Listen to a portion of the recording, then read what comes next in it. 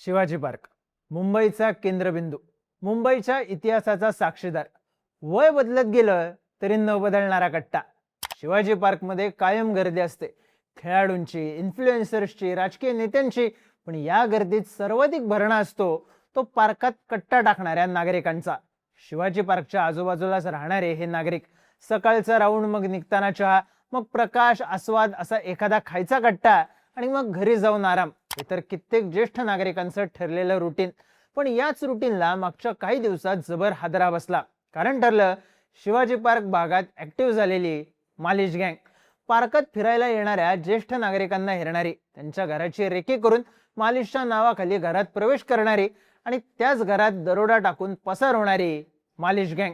पण शिवाजी पार्क जवळची मालिश गँग ऑपरेट कसं करत होती, ही गँग पोलिसांना सापडली कशी, मालिश गँगच्या दहशतीची सगळी स्टोरी सांगणारा हा व्हिडिओ. नमस्कार, मी चिन्मय आणि तुम्ही पाहताय बोलबिडू. हा सगळा प्रकार उघडकीस आला 4 एप्रिलच्या सकाळी.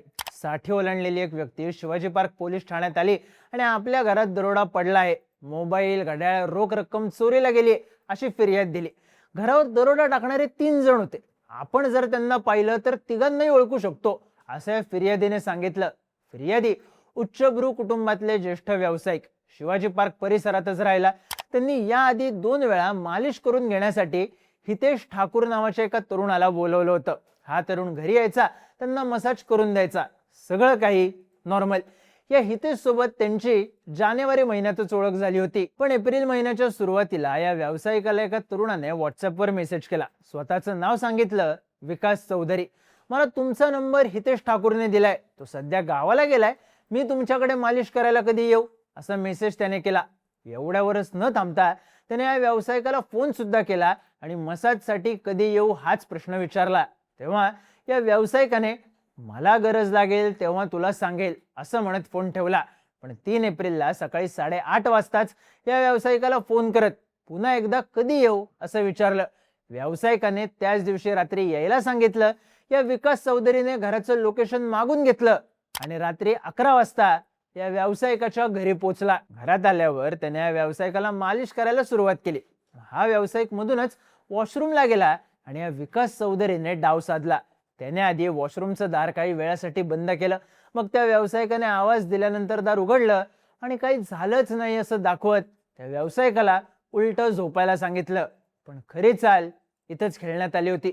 या मधल्या वेळात विकासने 2 तरुणांना या व्यावसायिकाच्या घरात घेतलं. या दोघांपैकी एकाने या व्यावसायिकाच्या तोंडावर हात धरला.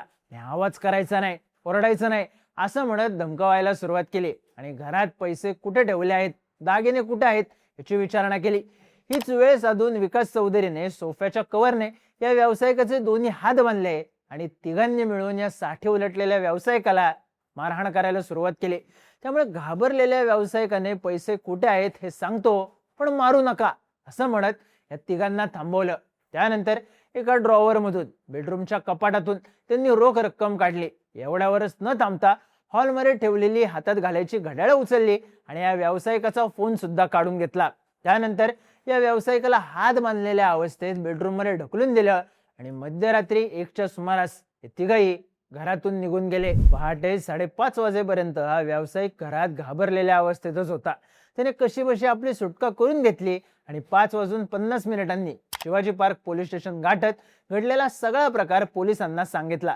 तरीच सर फिर्याद दिली. पोलिसांनी तातडीने या सगळ्या प्रकाराचा तपास सुरू केला आणि त्यातून हादरवणारी माहिती समोर आली. कारण यातूनच झाला शिवाजी पार्क परिसरात ऍक्टिव्ह असलेल्या मालिश गँगचा पर्दाफाश. पोलिसांनी फिर्याद मिळाल्यानंतर या व्यावसायिकाची सोसायटी आणि आजूबाजूच्या भागातले सीसीटीव्ही फुटेज चेक केले. आपलं खबऱ्यांचं नेटवर्क ऍक्टिव्ह केलं. तेव्हा फिर्यादीने केलेलं वर्णन मॅच करत शिवाजी पार्क पोलिसांनी 3 आरोपींना अटक केली. या तिघांमध्ये एक अल्पवयीन मुलगा सुद्धा होता. पोलिसांनी आरोपींना राम मंदिर राड, खैरवाडी या ठिकाणी घेराव घालून ताब्यात घेतलं. आरोपींना जेव्हा शिवाजी पार्क पोलीस स्टेशन मध्ये आणण्यात आलं तेव्हा त्यांनी गुन्ह्याची कबुली दिली. यातल्या 2 आरोपींची नावं आहेत विकास सिंग आणि विवेक कुमार ठाकूर.